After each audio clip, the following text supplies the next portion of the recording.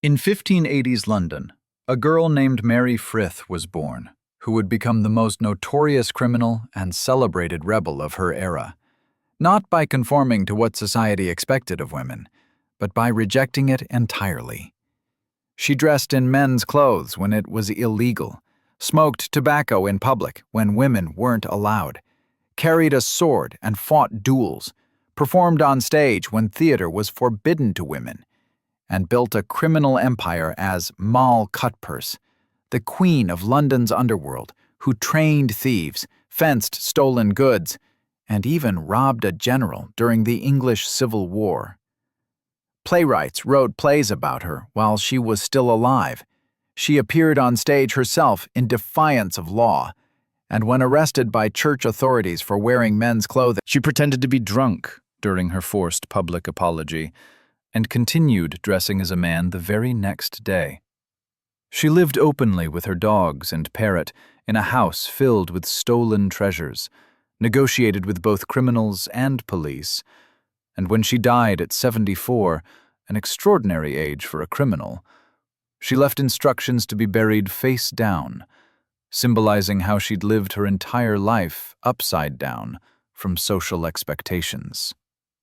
This is the story of Mary Frith, called Moll Cutpurse, who proved 400 years ago that one woman could defy an entire society and win. London in the 1580s was a city of extremes, extraordinary wealth alongside desperate poverty, magnificent palaces near filthy slums, and rigid social hierarchies that governed every aspect of life. The Barbican district, where Mary Frith was born around 1584, was a working-class neighborhood of narrow streets, crowded tenements, and the constant noise and smell of urban life. Mary's family background is unclear. Sources suggest her father was a shoemaker or cobbler, a respectable working-class trade, but far from wealthy. What's certain is that Mary showed from early childhood that she had no interest in the life society expected of girls and women. Girls in Elizabethan England were raised to be obedient, domestic, and subordinate. They learned to sew, cook, clean, and manage households. They were expected to be modest, quiet, and deferential to male authority. Marriage was their expected destiny, with a woman's value measured by her ability to be a good wife and mother. Mary rejected all of this completely, and from the beginning. She hated sewing and domestic work, refused to sit still and be quiet, and showed no interest in preparing for marriage.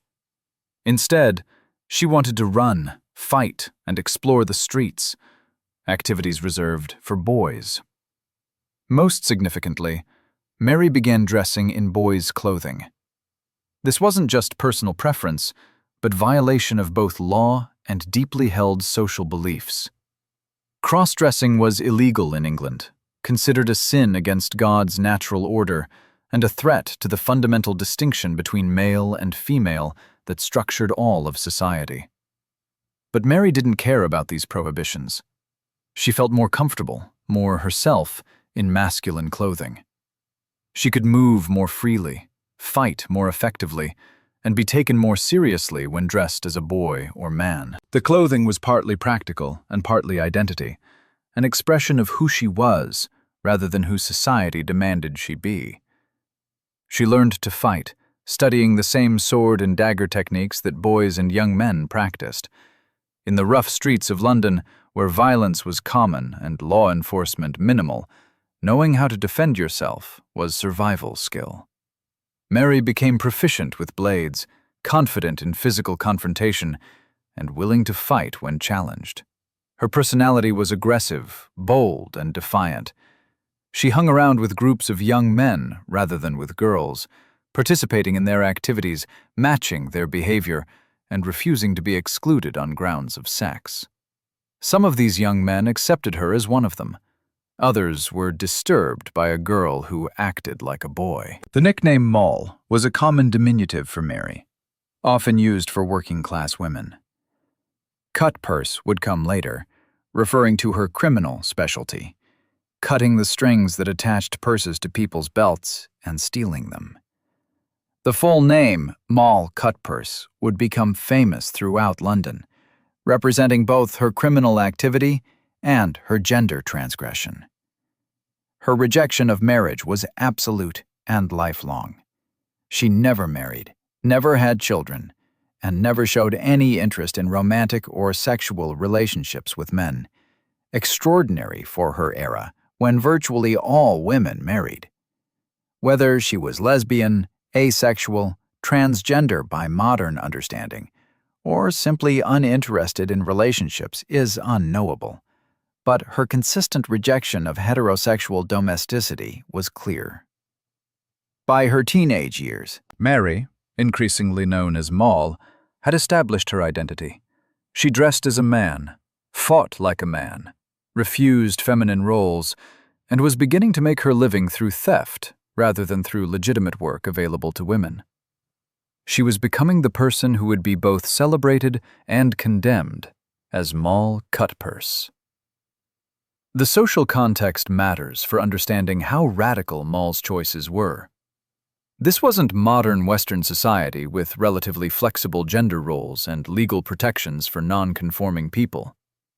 This was early modern England, where gender roles were considered natural law ordained by God, where deviation from those roles was criminal and sinful, and where a woman who acted like Moll could be punished by law, rejected by community, and condemned by church. That Moll not only survived, but thrived despite these prohibitions demonstrates extraordinary courage, intelligence, and force of personality. She would need all three as she built her criminal career in the dangerous underworld of Jacobean London. London's streets in the early 1600s provided endless opportunities for theft. Crowded markets, public gatherings, theatre performances, and executions drew thousands of people pressed together. Ideal conditions for pickpockets and cutpurses. Moll mastered these criminal arts and eventually became one of London's most skilled and successful thieves. The technique of cutpurse theft required skill, nerve, and practice. Purses in this era weren't carried in pockets, but hung from belts on strings or thongs. A skilled thief could cut the string with a small, sharp blade, catch the falling purse, and disappear into the crowd before the victim noticed. The best cutpurses worked during moments of distraction, when crowds watched a performance, when a preacher delivered a sermon, when people focused on some spectacle. Moll became expert at this work. She had quick hands, sharp blades, and the confidence to work in plain sight. Her masculine clothing helped. Dressed as a man, she could move through crowds more easily and attracted less suspicion than a woman would. She could also wear a sword, which both protected her from other criminals and gave her an air of respectability. She became involved with London's criminal networks, the organized underworld of thieves, fences, prostitutes, and con artists who operated in the city's margins. These networks had hierarchies, territories, and informal rules. Moll learned to navigate them, building relationships with other criminals and establishing her reputation as skilled and reliable. Remarkably, Moll began training younger thieves, teaching them techniques and taking a percentage of their proceeds. This mentorship role was unusual. Most criminals worked independently or in small groups. But Moll had organizational talent and understood that coordinating multiple thieves could be more profitable than working alone. She established her own code of conduct, reportedly refusing to steal from poor people and preferring to target the wealthy. Whether this represented genuine morality or practical calculation, stealing from the rich was more profitable and generated less sympathy for victims, is unclear. But the reputation for having principles, however criminal, enhanced her standing. Moll's most distinctive personal habit was smoking tobacco through a pipe. Tobacco had been introduced to England from the Americas in the late 16th century and was becoming popular among men. But women who smoked were considered scandalous. It was masculine behavior, and the phallic symbolism of pipes made female smoking seem sexually transgressive. Moll didn't care. She smoked openly and constantly, making the pipe part of her signature image. She was reportedly the first woman in England to smoke tobacco in public, adding another transgression to her growing list. The pipe became so associated with her that portraits and descriptions always mentioned it. Her fame grew throughout London. The name Moll Cutpurse became known far beyond criminal circles. Ballads and pamphlets told exaggerated stories about her exploits. She became a figure of fascination, a woman who acted like a man, who stole with impunity, who smoked and swore and fought, and who seemed to fear neither law nor social condemnation. But fame brought attention from authorities. London had various law enforcement bodies, parish constables, watchmen, and magistrates who dealt with crime.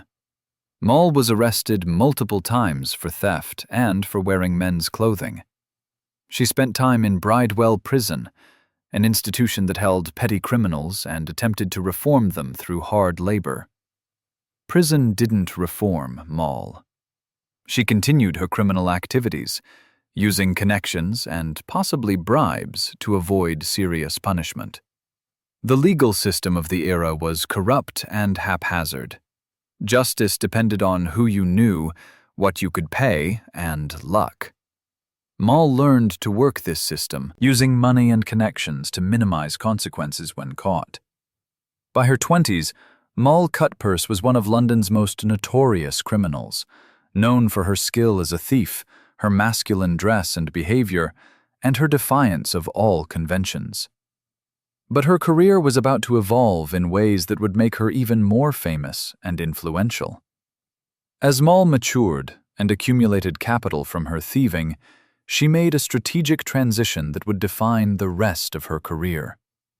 She moved from being a thief herself to being a fence, someone who bought stolen goods from thieves and sold them to customers, acting as intermediary in London's underground economy. This transition made practical sense. Direct theft was dangerous. You could be caught, injured, or killed. Fencing was safer and more profitable. It required capital to buy stolen goods, connections to sell them, and the ability to manage complex operations. Moll had developed all three. She opened a shop on Fleet Street, a major London thoroughfare that sold various goods under legitimate appearance, while actually serving as headquarters for her criminal operations. The shop provided cover for receiving stolen property and meeting with thieves, victims, and others involved in the underground economy. Her most ingenious business innovation was what might be called a theft insurance system.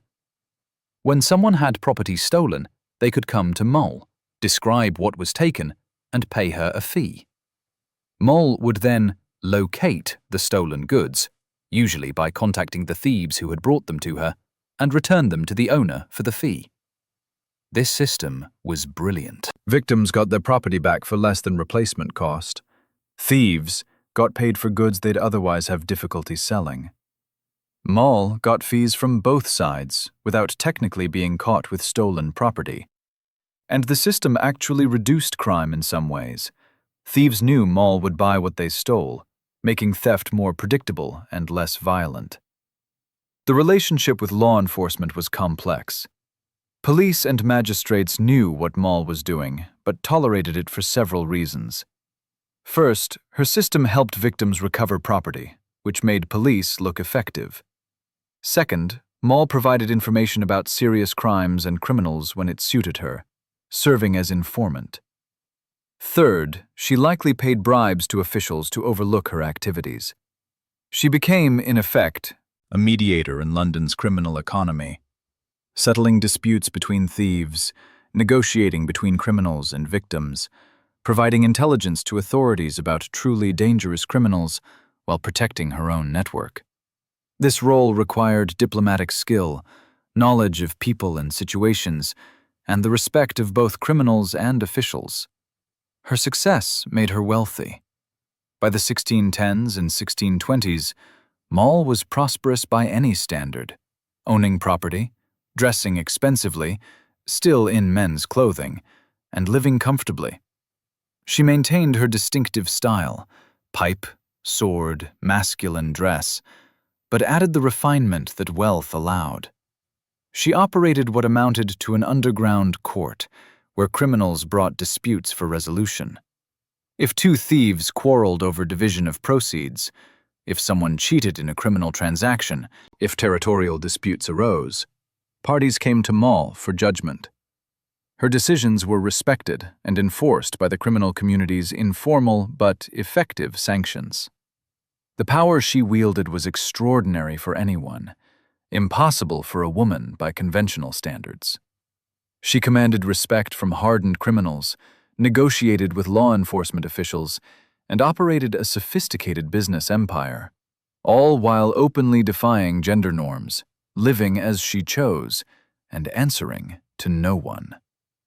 But her fame and success in the criminal world would soon extend into another realm that would make her one of the most celebrated figures in London. She would become the subject of a popular play and would herself perform on stage in defiance of law and convention. The transition from street thief to criminal entrepreneur demonstrated Moll's intelligence and adaptability. She understood that the real money in crime came not from direct theft, but from organizing and facilitating the criminal economy. She built systems, managed people, and created value.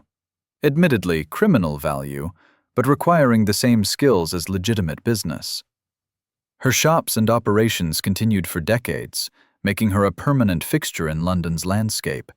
Known to everyone, operating openly, protected by the complexity of her position, and the usefulness of her services to all parties involved in the criminal justice system.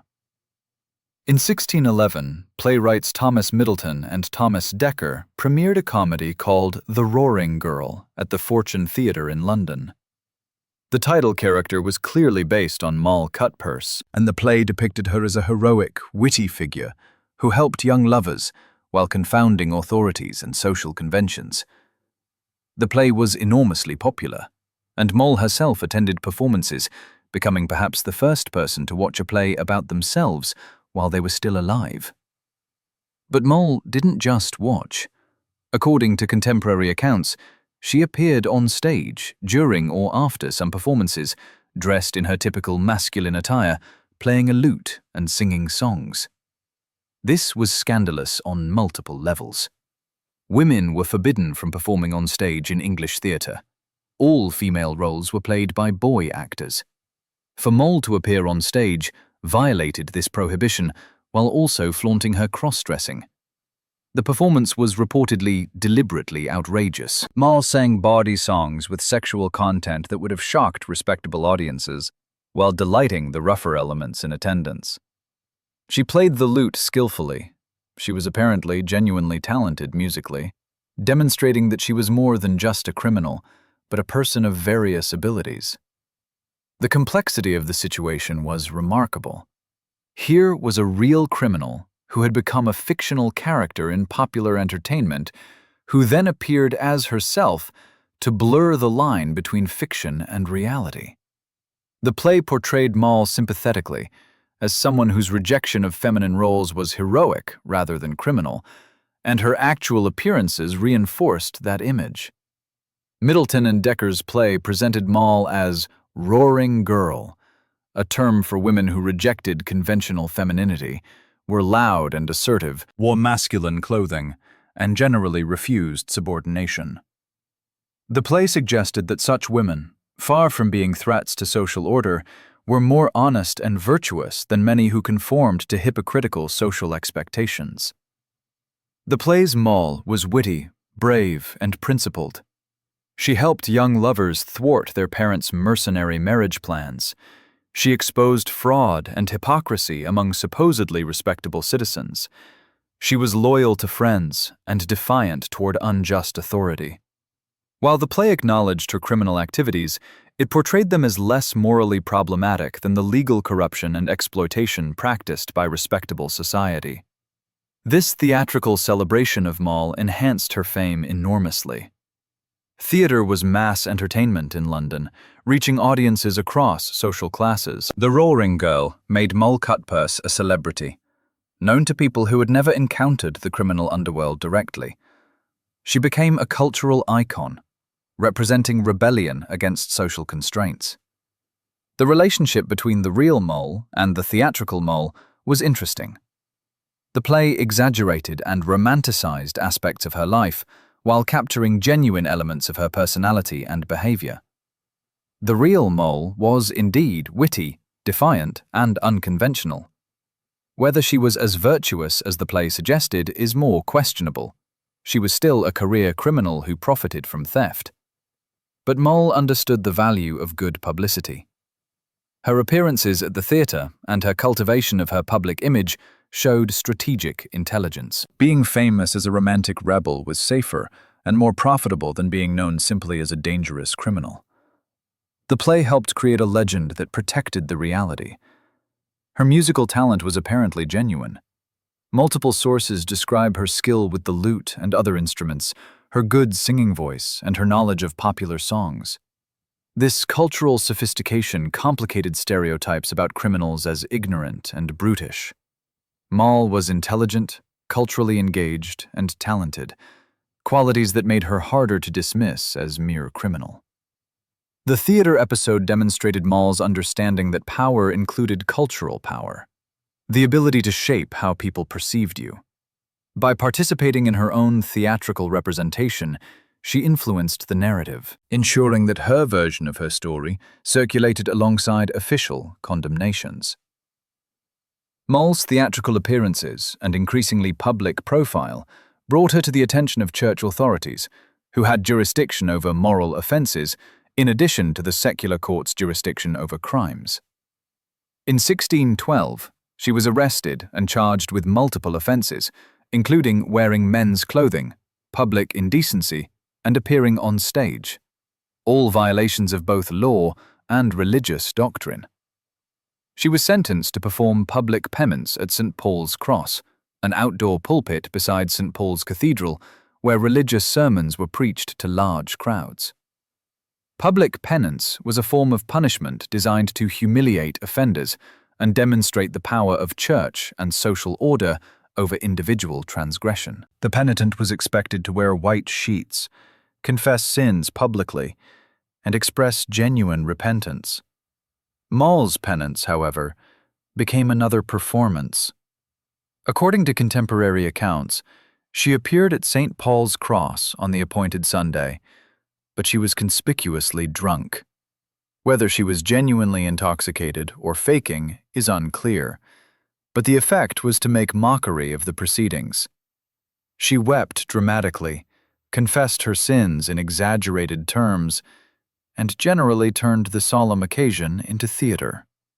The authorities who had ordered her penance wanted genuine contrition and public humiliation that would demonstrate their power to enforce conformity. Instead, they got a spectacle that showed Moll turning even punishment into performance. The crowd that gathered, thousands of Londoners who attended these public penances as entertainment, likely understood that Moll was mocking the whole proceeding. After completing her penance, Moll returned immediately to her previous behavior. She continued wearing men's clothing, continued her criminal activities, and showed no sign of genuine reformation. The penance had accomplished nothing except adding another colorful episode to her legend.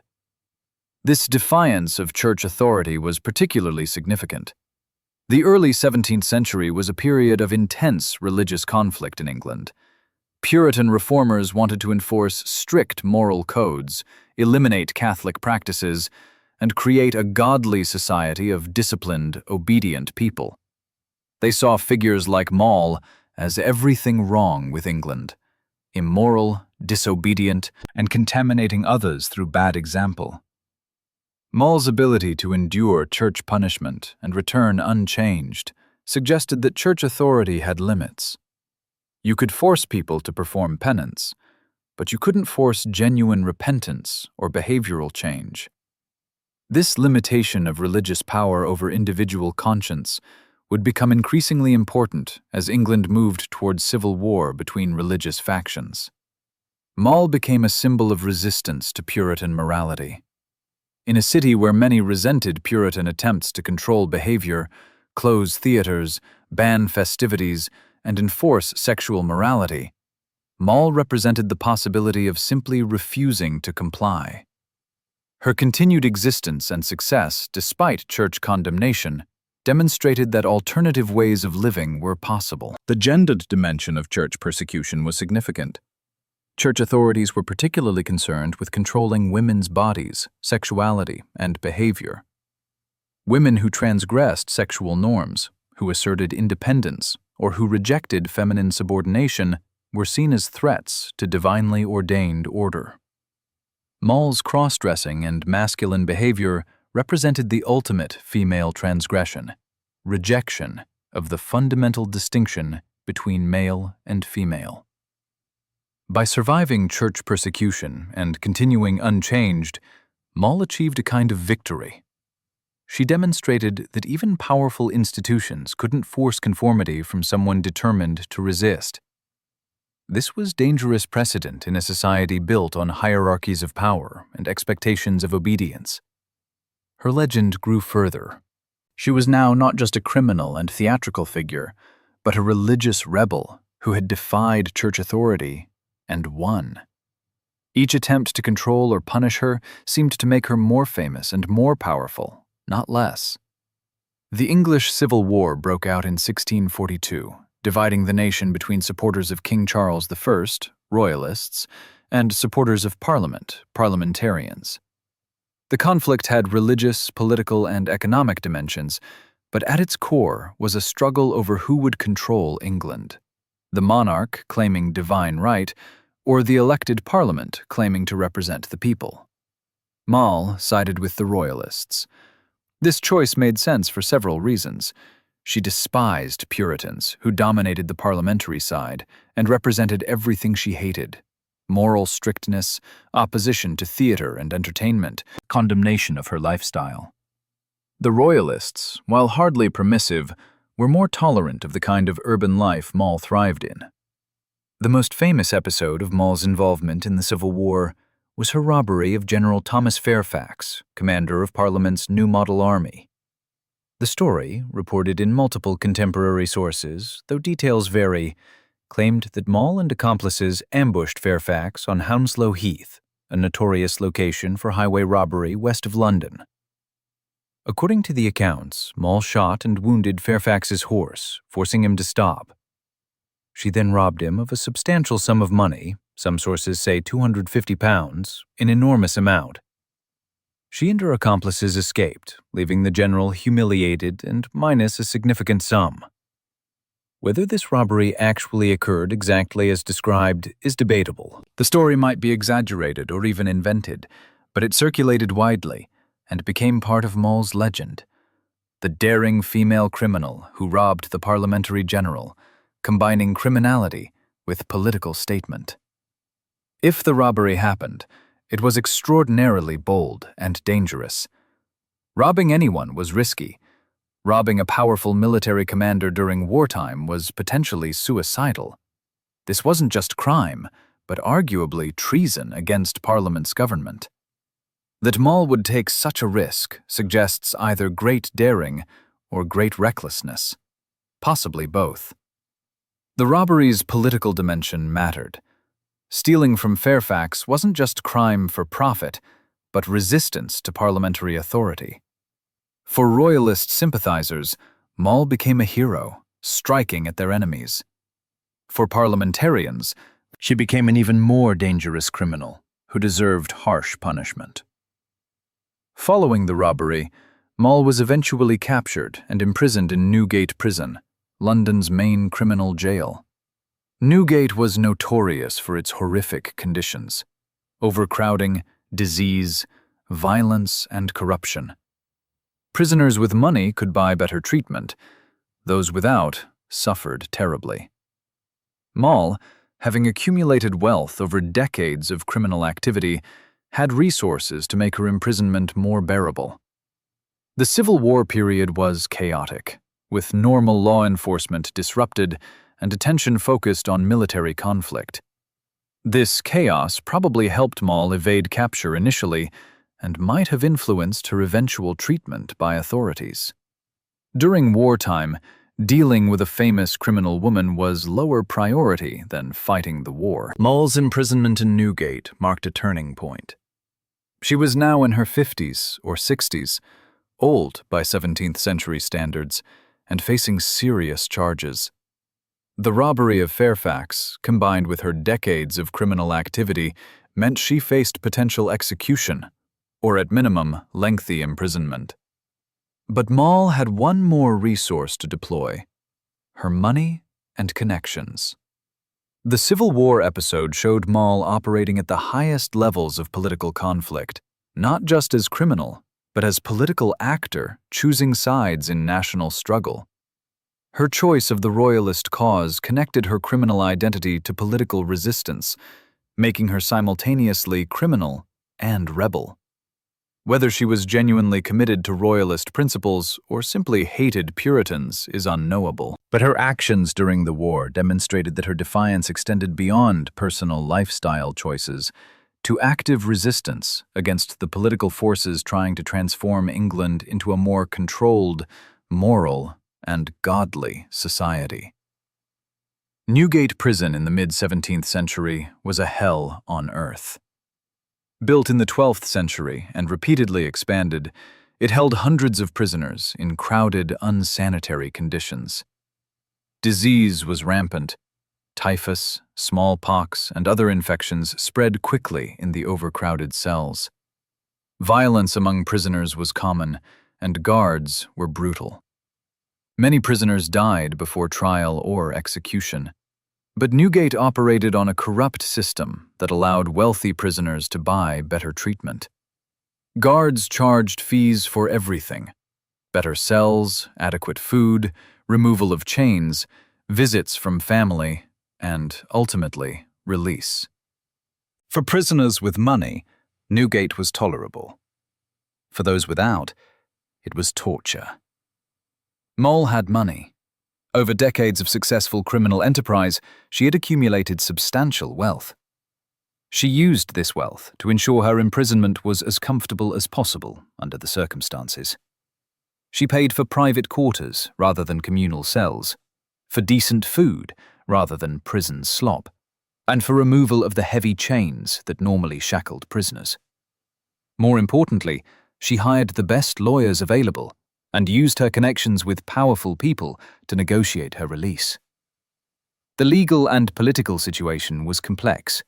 The Civil War had disrupted normal governance, different factions controlled different parts of the legal system, and everything was negotiable for the right price. The amount Moll paid for her freedom was reportedly £2,000, an enormous sum equivalent to decades of income for an average working person. This payment was officially called a fine, but functioned as a bribe, going to various officials and lawyers who arranged her release. The fact that she could pay such a sum demonstrated both her successful criminal career and the complete corruption of the justice system. The negotiations for release took months or possibly years.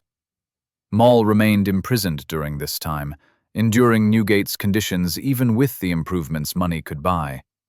But she never lost hope or determination. She worked the system, leveraged her connections, and eventually secured her freedom. Her release was conditional. She was supposed to cease criminal activities, live quietly, and not cause further trouble. Whether she complied with these conditions is questionable.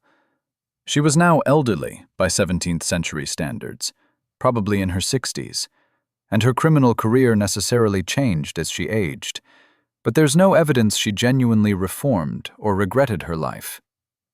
Returning home after imprisonment, Moll resumed living in her house in London, surrounded by the possessions and pets she loved. She was older, probably in reduced health from her time in Newgate, but still herself, still dressing in men's clothing, still smoking her pipe, still the unconventional figure who had fascinated and horrified London for decades. The experience of imprisonment and the enormous cost of buying freedom didn't break her, but did change her. She became somewhat more cautious, less publicly flamboyant, and focused more on maintaining her wealth than on acquiring more through risky criminal activity. She was transitioning from active criminal to retired legend, living on accumulated proceeds. The corruption that allowed her to buy freedom was standard practice in 17th century England. Justice was openly for sale, with officials at every level expecting payment for their services. The wealthy could literally buy their way out of consequences, while the poor suffered harsh punishment for minor offenses. Moll's ability to purchase freedom demonstrated not personal virtue, but the profound injustice of the system. Her survival and release enhanced her legend further. She had robbed a general, been imprisoned in Newgate, and still emerged free and relatively unscathed. She was approaching 70 years old and still defying expectations, still living on her own terms, still refusing to conform to anyone's expectations of what she should be. In her later years, Moll lived in a large house in London, surrounded by an unusual household that reflected her unconventional personality.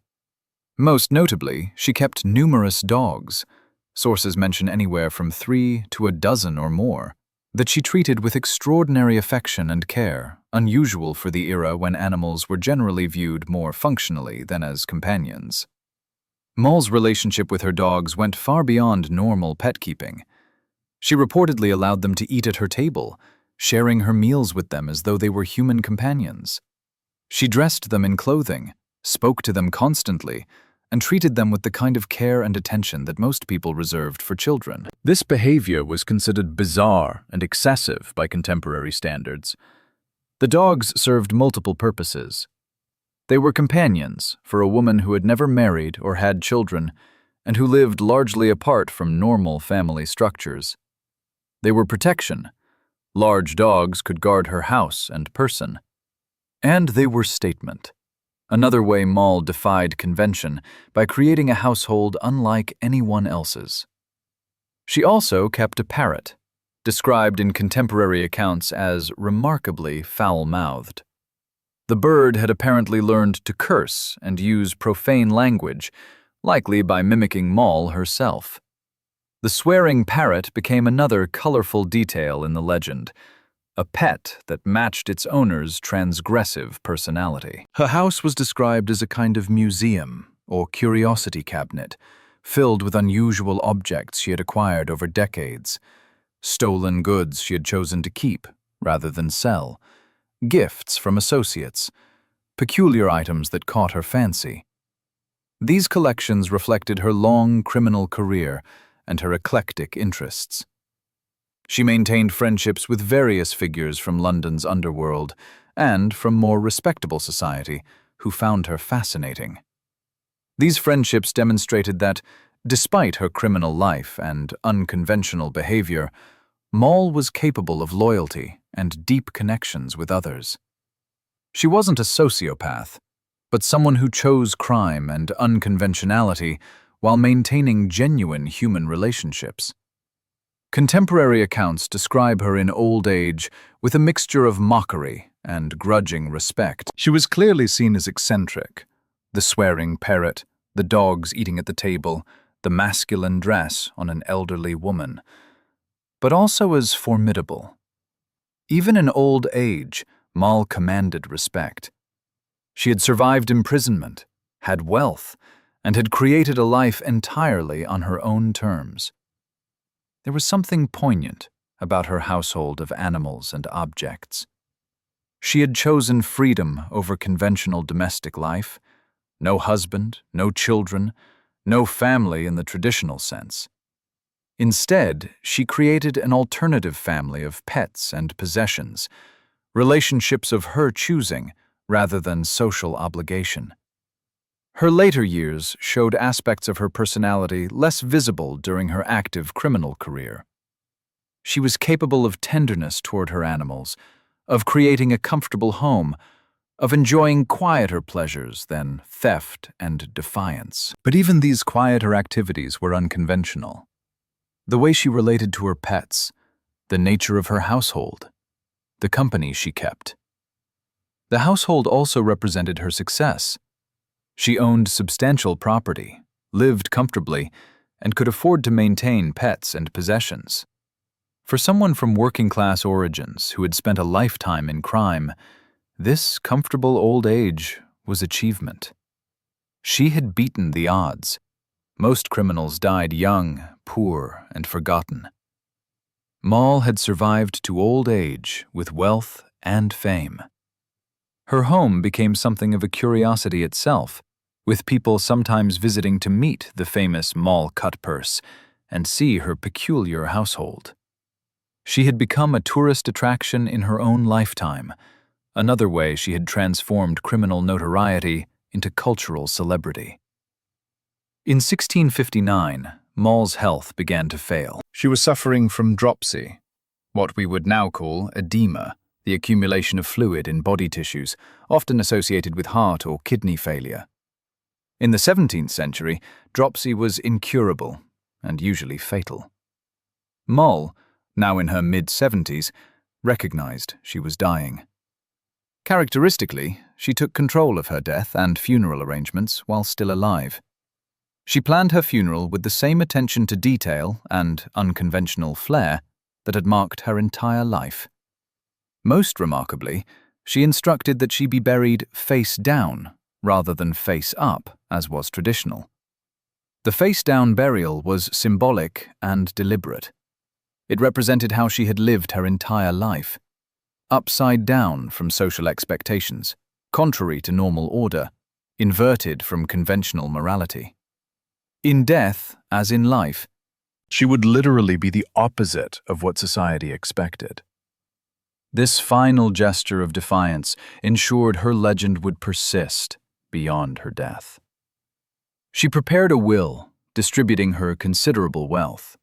Sources vary on exact details, but she apparently left substantial bequests to her servants, the people who had cared for her in old age, and made provisions for her beloved dogs.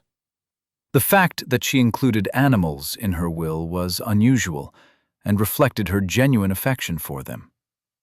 Some accounts claim she left money to former criminal associates, ensuring that those who had been loyal to her would be cared for. If true, this demonstrated the same loyalty to her community that she expected from others. She took care of her people, even from beyond the grave. Mary Frith died in July 1659 at approximately 74 years old, an extraordinary age for anyone in that era, and nearly unheard of for a criminal. Most thieves died young, killed in crime, executed, or succumbing to disease in prison. That Moll lived to old age, died in her own bed, and did so wealthy and famous was testament to her intelligence, adaptability, and success. She was buried at St. Bride's Church, a prominent church on Fleet Street near her long-time business operations.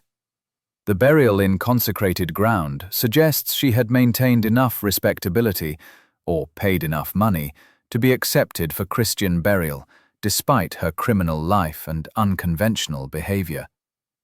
The funeral was apparently well attended, with criminals, respectable citizens curious about the famous Moll, and various London characters coming to pay respects. Even in death, she drew a crowd and generated attention.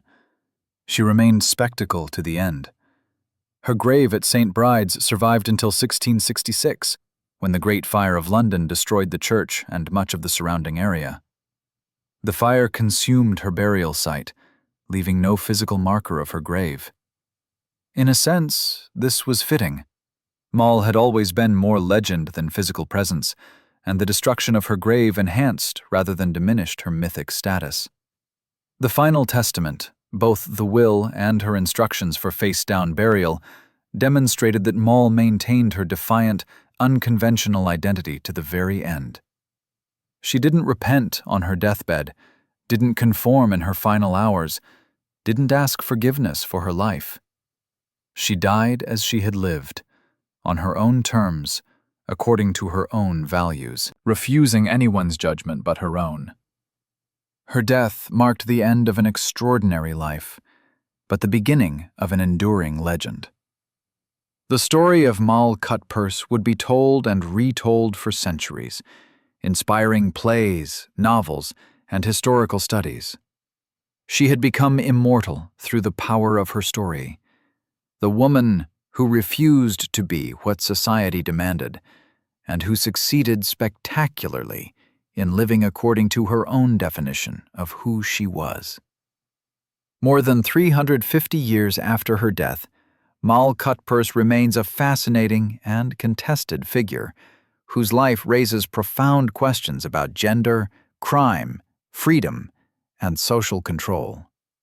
Understanding her legacy requires examining both what she actually was and what she has come to represent. The most fundamental question is whether Moll was a feminist pioneer or simply a criminal who happened to transgress gender norms. Modern feminism celebrates her as someone who rejected patriarchal constraints, lived independently, and claimed rights denied to women. From this perspective, her cross-dressing and masculine behavior were assertions of freedom against oppressive gender roles. But Moll herself never expressed feminist philosophy in the modern sense.